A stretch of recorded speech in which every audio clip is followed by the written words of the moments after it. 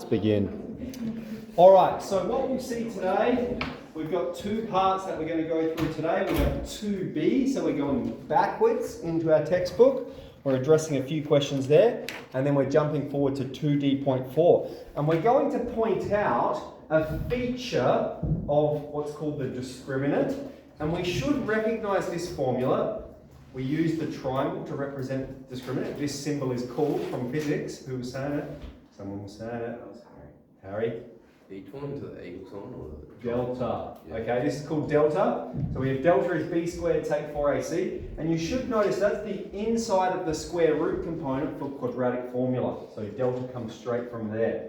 Now delta tells us things about the quadratic. And I've expressed these at the top, and I've written them up here so we can recap it as well.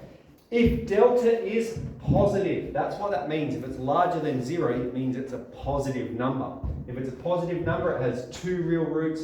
If delta equals 0, we have one root, and we call that a double root. It touches there. And if delta is less than 0, we have no real roots. Okay. Now, in the circumstance where it's positive, we sort of have two cases. Okay. If delta is positive, we have two cases. If the discriminant is a square number. So square numbers are 1, 4, 9, 16. 1 squared is 1, 2 squared is 4, 3 squared is 9, 4 squared is 16. If it's a square number, then the roots can be found via factorization. If it's a non-square number, then the roots are irrational. So let's rip straight into it. What we're going to do is we're going to find the discriminant and discuss the nature of the roots based on the discriminant that we find. So first thing we do is identify the values of A, B, and C.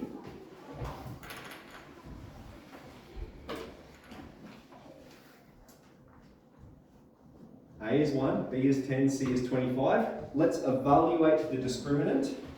The discriminant is B squared, take away 4 times A times C.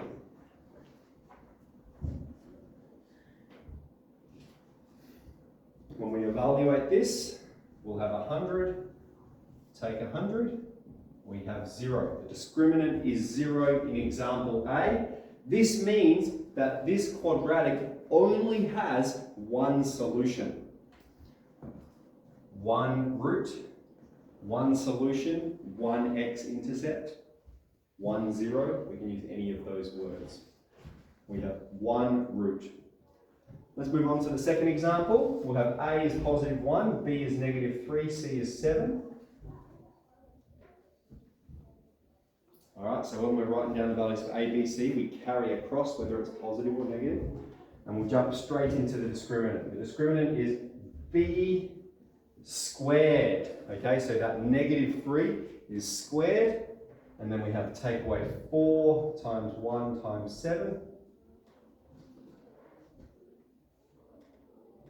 Now, minus 3 squared, that is positive 9. Positive 9, take away 28, would be minus 19. Here the discriminant is negative. It's less than 0, which means this quadratic has no real roots. No real roots. Now, what that means, it doesn't have any roots, it doesn't have any x-intercepts. How can a quadratic not have any x-intercepts? Well, if it's like this, it's completely above the x-axis or completely below. Well, that's a bit of a foreshadowing, but no real roots, doesn't cross the x-axis. Why is that? Because the discriminant is negative. Okay, on to example C. We'll have A is positive 1, B is negative 5, C is 6.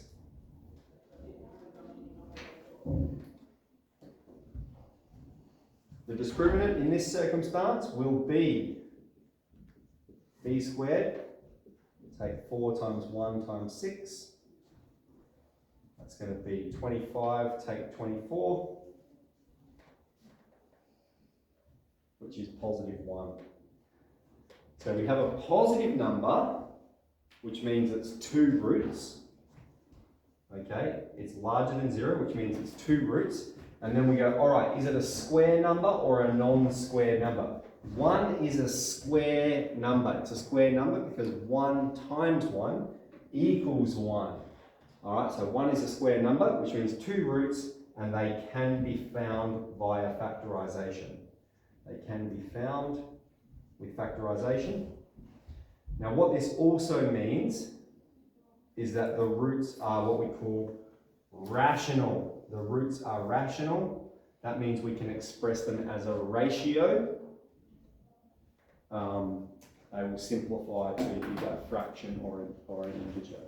All right, so let's start with those examples. Let's work for 10 minutes and we'll come back and look at the next question. So we're only going to do 2B question 4, where we're just ironing out this skill. All the question 4, I'm setting a time of 10 minutes and then we'll come back together to do the next question. Question here, and it says, for the quadratic x squared plus 8x plus m, identify the values of m for which the equation has A, 2 real roots, B, a double root, and C, no real roots. Okay, so what we're going to do in order to answer all parts of this, A, B, C, is first just find the discriminant. So if we're looking here, we've got A is 1, the coefficient of x squared is 1, B is positive 8, and C corresponds with m. All right, we have C, the value of C is equal to m. So when we find the discriminant then, we're going to have B squared, take away 4AC. So let's take away 4 times 1 times n. And we'll just write this in simplest form. That's going to be 64 take away 4m.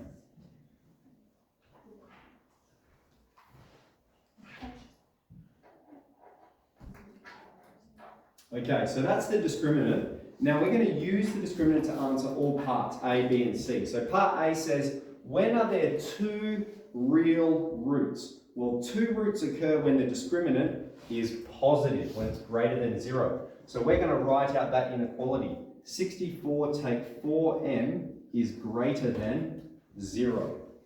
Now we're doing a recap of inequalities here.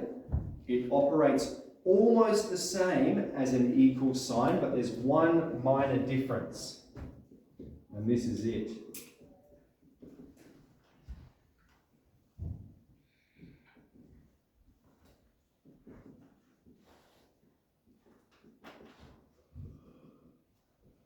All right, so that's important. Whenever we're operating with inequalities, now that word inequality just means we have a greater than or equal to, less than or equal to. It's an inequality because we're familiar with an equal symbol. That means they're the same. The left side equals the right side. Here it's saying this side is bigger than this side. So they're not equal. It's an inequality. All right, so we're going to solve this inequality, and it operates the same as an equal symbol, except if you multiply or divide by a negative number, the inequality flips direction. We're going to observe that in a moment. So if we're going to solve this, we're trying to find the value of m. We're solving for m. So our first step will be to subtract 64 from both sides. All right, so I'm going to take away 64 from both sides. Remember, it's just like solving an equation.